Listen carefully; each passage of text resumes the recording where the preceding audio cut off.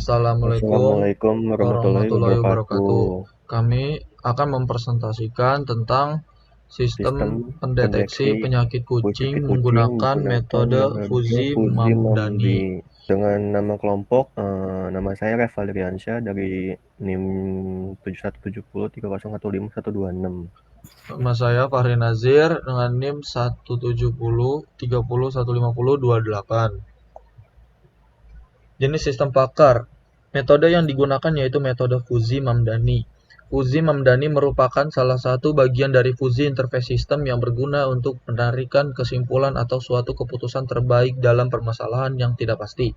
Logika Fuzzy merupakan salah satu logika yang memiliki nilai kekaburan atau kesamaan antara benar atau salah.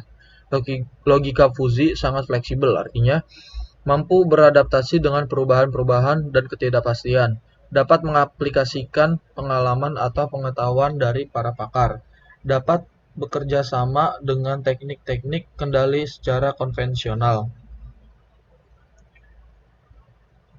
Representasi pengetahuan yang dilakukan untuk membangun aplikasi ini menggunakan kaidah produksi berbasis aturan atau rule. Struktur rule mempunyai dua bagian, yaitu antecedent dan consequent.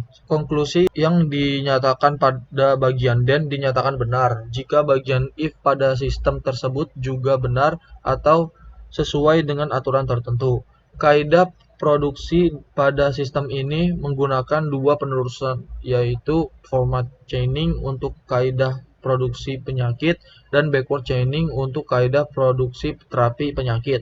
Kaidah produksi untuk implementasi adalah kaidah produksi penyakit-penyakit yang dibahas dalam implementasi ini, antara lain penyakit koksidiosis, trypanosomiasis, hepatozoonosis, babesiosis, distemper, ankylostomiosis, tungau otodectes, pityriasis, dan pediculosis.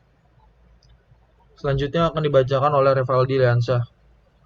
Ya, saya akan membacakan tentang cara pembangunan knowledge base. Di sini ada berikut kaidah produksi penyakit sesuai dengan gejalanya.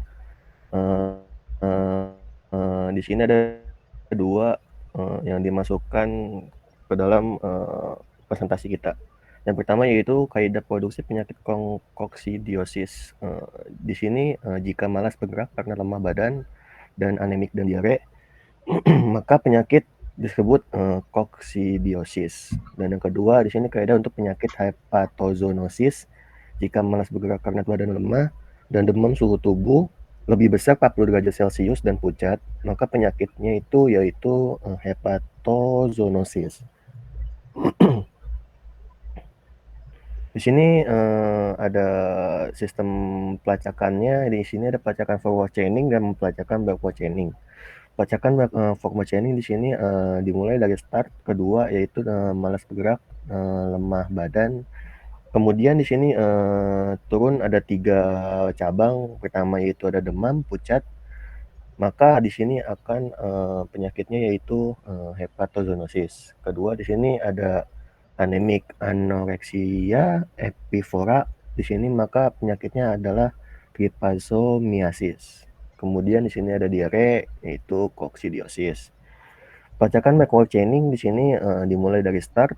Kalau misalkan di sini penyakitnya koksidiosis, maka di sini ada penyebab dari penyakitnya tersebut. Di sini penyakitnya di sini ada nomor 1, 2, 3, 4, 5, 6, 7, 8, 9 sampai 10. Akuisisi pengetahuannya, proses akuisisi pengetahuan dilakukan dengan cara pengumpulan pengetahuan tentang jenis penyakit kucing disertai dengan gejala, penyebab, dan cara pengobatan serta terapi penyembuhannya.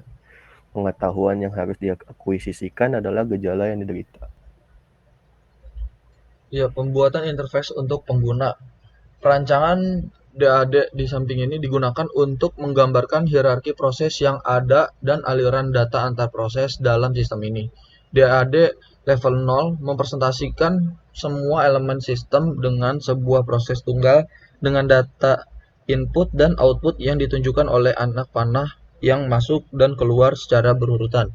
Sistem yang dibangun memiliki dua entitas luar, yaitu admin dan user. Admin mempunyai kewenangan untuk melakukan update data, sedangkan user hanya bisa memakai sistem ini dan tidak berwenang melakukan update data. User hanya memasukkan data ke sistem, kemudian sistem akan memberikan keluaran pada user. Bisa kita lihat di samping di sini ada sebuah sistem pakar berbasis web untuk mendiagnosa penyakit kucing. Ya, yang bisa diakses oleh user itu hanya memasukkan data gejala, data penyakit, kemudian diterima oleh admin dan didiagnosa oleh sistem pakar tersebut. Kemudian eh, data tersebut akan direkomendasikan dari sistem pakar, yaitu data rekomendasi terapi, data rekomendasi obat, data gejala, data penyakit, data rekomendasi penyakit, dan data terapi. Kemudian admin akan memberi data hasil diagnosa ke user. Kemudian akan dibacakan oleh Revaldi Liansyah. Proses inferensi. Basis pengetahuan yang digunakan dalam sistem pakar ini menggunakan rule-based reasoning, yaitu pengetahuan dipresentasikan dengan menggunakan aturan bentuk if-then.